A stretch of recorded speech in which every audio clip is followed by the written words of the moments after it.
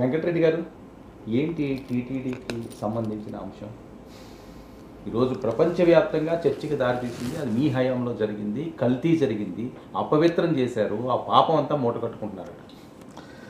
వర్మ గారు, ముందుగా మీకు ప్యానెల్లో ఉన్న అందరికీ అట్లానే 99 టీవీ ప్రేక్షకులందరికీ నమస్కారాలు. ఒక ముఖ్యమంత్రి చేసినటువంటి వ్యాఖ్యానాలు నిజంగా ఉన్మాదంగా మాట్లాడినట్టుగా. ఎందుకంటే హిందూ మతానికి సంబంధించినటువంటి 140 కోట్ల మంది ప్రపంచవ్యాప్తంగా ఉంటే అతని దగ్గర ఏం ఆధారం ఉందని చెప్పి ఇక్కడ జంతువులు కోవగలిసింది, లేదంటే దొన్నపోతులు కోవగలిసింది, చేపలు కోవగలిసింది అని చెప్పి ఏమి రిపోర్ట్ ఉందని చెప్పి ఆరోపణ చేస్తూ ఉన్నాడు మా మీద.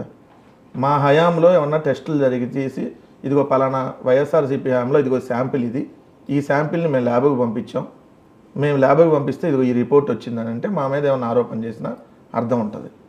ఇప్పుడు ఏఆర్ డైరీ అనేది తిరుమల తిరుపతి దేవస్థానానికి ఆవు నెయ్యిని సప్లై చేస్తూ ఉంది. 5 డైరీలు సప్లై చేస్తూ ఉంది. 5 డైరీల్లో ఒకటి Vaishnavi dairy private limited, 2 Parag milk foods, 3 AR dairy, 4 ఫిరరామ్ డైరీ, 5 ప్రీమియర్ అగ్రి ఫుడ్స్. దీంట్లో ఏఆర్ ఫుడ్స్ అనే దాంట్లో కల్తీ కలిసింది, దాన్ని మేము ల్యాబ్కి పంపి చెక్ చేస్తే కల్తీ అని తేలిందని చెప్పి ఈవో ప్రెస్ మీట్ పెట్టి చెప్పాడు. అంటే ఆ నెయ్యిని వాడారా వాడలేదా అది సమాధానం చెప్పాల. ఎందుకంటే వాళ్ళు 10 లారీలు పంపించారంట. దాంట్లో 10 లారీలు 10 ట్యాంకర్స్లో నెయ్యి పంపిస్తే 6 ట్యాంకర్స్ను వాడారంట, 4 ట్యాంకర్లను వాడలేదంట. సో మరి 6 ట్యాంకులు వాడితే ఆ వాడింది మీరు భక్తులకు పెట్టారా, కలిసింది పెట్టారా? Point number 1. ఈ ఏఆర్ ఫుడ్స్కి జగన్మోహన్ రెడ్డి గారి హయాంలో రాలా కాంట్రాక్ట్ ఏమి. వాళ్ళు సప్లై చేసింది కేవలం జూన్ జూలై నెలలోనే. మార్చిలో టెండర్లు పిలిచింది టీటీడీ, మార్చి 12వ తారీఖున టెండర్లను పిలిచింది. మే 8వ తారీఖున టీటీడీ టెండర్లో ఏఆర్ ఫుడ్స్ కూడా టెండర్ని చేజిక్కించుకుంది. అంటే ఈ 5 కంపెనీలతో పాటు వాళ్ళు కూడా ఉంది. అంటే ఎప్పుడు మే 8న వాళ్ళు సప్లై చేసింది జూన్ జూలైలో. జూన్ 4వ తారీఖున రిజల్ట్ వచ్చింది. జూన్ జూలైలో సప్లై చేశారు వాళ్ళు. సో జూలైలో సప్లై చేసినప్పుడు వాళ్ళు అక్కడ దీంట్లో నాణ్యత లేదని చెప్పి ల్యాబ్కి పంపిస్తే దాంట్లో ఏదో కలిసిందని వీళ్ళు చెప్తున్నారు. మరి జూలైలో వస్తే రిపోర్టు, ఆగస్టులో ఏం చేశారు, సెప్టెంబర్లో ఏం చేశారు? ఇదే ఏఆర్ ఫుడ్స్ వాళ్ళని తీసుకెళ్ళి బొక్కలో వేయాలి కదా, తీసుకెళ్ళి అరెస్ట్ చేయాలి కదా, వాళ్ళని ఉరిదీయాలి కదా.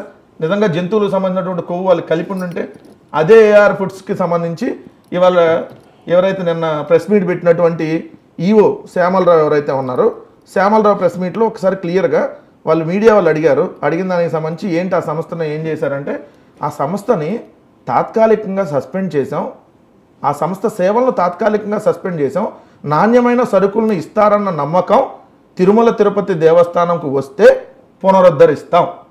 ఏ చెప్పు తీసుకొని కొట్టాలి సార్ నేను అడుగుతున్న సూటిగా. వాళ్ళు నిజంగా జంతువులు కొవ్వు కలిపితే వాళ్ళంతా మళ్ళీ నాణ్యమైన సరఫరా చేస్తారంటే తీసుకొని వచ్చి అందరం ఎక్కిస్తానని చెప్తున్నాడా? ఇదే ఏఆర్ ఫుడ్స్కి సంబంధించి వాళ్ళేమో మా పేరు మీద రిపోర్ట్ ఎక్కడొచ్చిందో ల్యాబ్లో చూపించండి, మాది నాణ్యత కలిగిందని చెప్పి ఏఆర్ ఫుడ్స్ వాళ్ళు చెప్తారు. అసలు దీనికి జగన్మోహన్ రెడ్డి గారికి లింక్ ఏంటి నాకు అర్థం కాల. ఆయన అధికారంలో ఉన్నప్పుడు ఏం జరిగిందా? లేదు ఆయన అధికారంలో ఉన్నప్పుడు పలానా కంపెనీని తెచ్చిన నెయ్యిలో ఇదిగో పలానా జంతుకో ఉందని ఏ ల్యాబ్ ఇచ్చారు అక్కడ రిపోర్టు?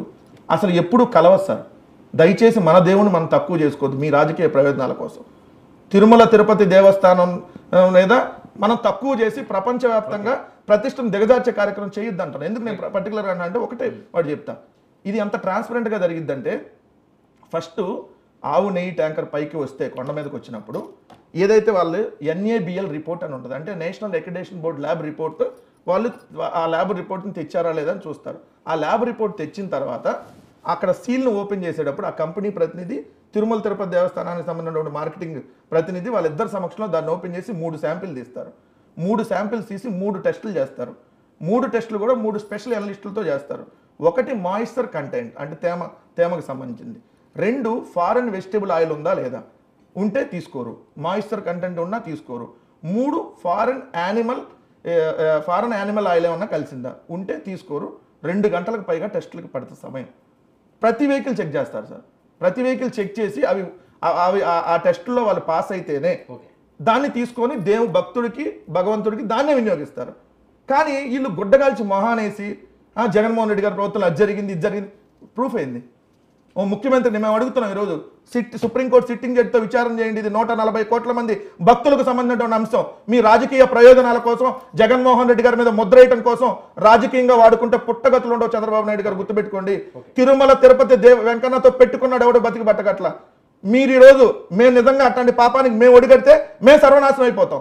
లేదంటే ఆరోపణలు చేసిన వాళ్ళు, ఆరోపణల్ని సమర్థిస్తున్నటువంటి వాళ్ళు సర్వనాశనం అయిపోతారు. ఇది భగవంతుడు నాన్నగా చెప్తా ఉన్నా ఖచ్చితంగా. ఎందుకంటే ఇటువంటి రాజకీయాలు వద్దు సార్. నేను అన్నా రాజకీయం చేయండి, మీరు చంపేస్తారా పొడి చేస్తారా లేదంటే ఇంకేమన్నా చేస్తారా చేసుకోండి. కానీ ఇట్లా దేవుణ్ణి తీసుకొని వచ్చి తిరుమల పవిత్రతని ఈరోజు దెబ్బతిని లడ్డు ఎవరైనా తినాలి అని అంటే ఈరోజు చంద్రబాబు నాయుడు గారు చేసిన వ్యాఖ్యానాలకి వెగుడు పుట్టేటటువంటి పరిస్థితి తీసుకొని వచ్చారు. వీళ్ళేమో రాజకీయంగా బాగానే ఉంటాడు. మరి 2 నెలలు అయితే ఆ సంవత్సరం ఎందుకు చర్యలు తీసుకోలేదు? వర్మ గారిని అడుగుతున్నా సార్. నిజంగా మీరు చెప్పండి సార్, కల్తీ కలిసిందని తెలిస్తే ఊరుకుంటారు సార్? మీరు తినే ఫుడ్లో కల్తీ కలిసిందని ఓ రెస్టారెంట్కి వెళ్ళి అదే కల్తీ అని తెలిస్తే ఏమన్నా మీరు చర్యలు తీసుకోరా? అలాంటిది తిరుమలకు సంబంధించినటువంటి పవిత్రత అంశంలో 2 నెలల క్రితం రిపోర్ట్ ఇస్తే ఎవడు ఏ గుడ్డిగాడికి పళ్ళు దొంగతా ఇన్నాళ్ళు ఎందుకు వెనకేసుకొని వచ్చారు, ఎందుకు కేసులు పెట్టలేదని అడుగుతా ఉన్నా. ఇప్పుడు వచ్చి మళ్ళీ వైఎస్ఆర్ కాంగ్రెస్ పార్టీ లెగిస్తే జగన్మోహన్ రెడ్డి గారు, పడుకుంటే జగన్మోహన్ రెడ్డి గారు మీకు బొక్కలో వెయ్యాలి, ఏ చెప్పుతో కొట్టాలని అడుగుతున్నాడు ఆయన ఈ తప్పులు చేసిన.